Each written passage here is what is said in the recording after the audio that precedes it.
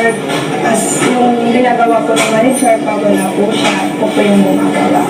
Okay. Nag-overtime po ako para po sa pamangkin ko kasi pinapaaral ko po siya sa college. So, hindi po ganun kadali magpaaral po ng isang college. Ginagawa ko po, nakakapilang po ako. So, sa isang araw po, siguro nakakatatlong kape po ako para lang po magising po yung diwa ko. Medyo demanding lang yung work actually, especially kapag may mga i-meet ka na deadlines with your client and then mga visa applications, you arrange all the documents, ganun. It is very meticulous in terms of documents talaga.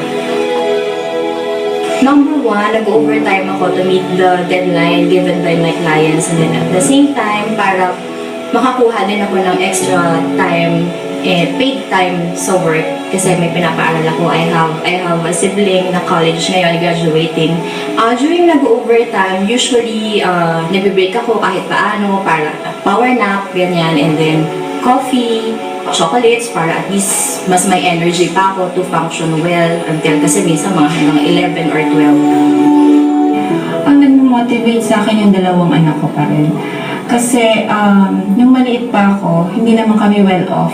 So may mga gusto ako na hindi naman sa akin may bibigay. So kung ano yung nandyan, yun ang tatanggapin ko. So ngayon, yung perspective ko, kaya ko namang ibigay sa anak ko, kaya ko pa namang pagtrabahuan, bibigay ko sa kanila. So sila pa rin yung reason kaya ako mag-stay.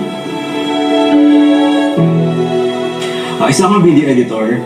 Usually, mga in-edit ko sa mga corporate videos, mga AVPs. Minsan, nag-edit din ako ng mga TVCs.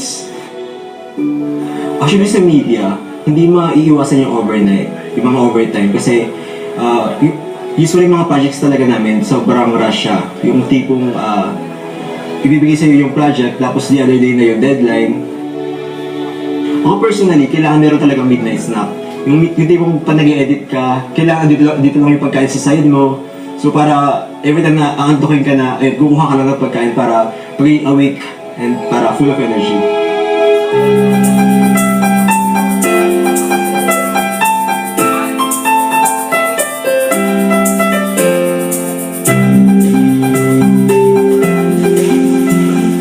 Nandito tayo ngayon sa isang office sa Makati para i-surprise ang mga empleyado. Wala pa rin tigil sa pagtatrabaho ngayong gabi. Wala silang idea na may dala tayong pampagising mula sa Mr. Donut at 7-Eleven to give them the extra energy they need para go pa rin hanggang sila ay makauwi.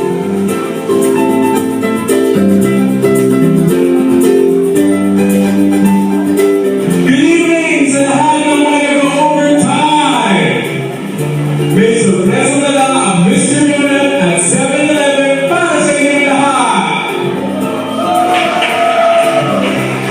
Energy Donuts for the hardworking employees. Please grab your Energy Donuts now at the reception area. Hello, Mr. Donut at 7-Eleven. Ang napakasama ng pag-isip para sa inyo mga hardworking employees. Kaya grab your Energy Donuts now para more energy to go!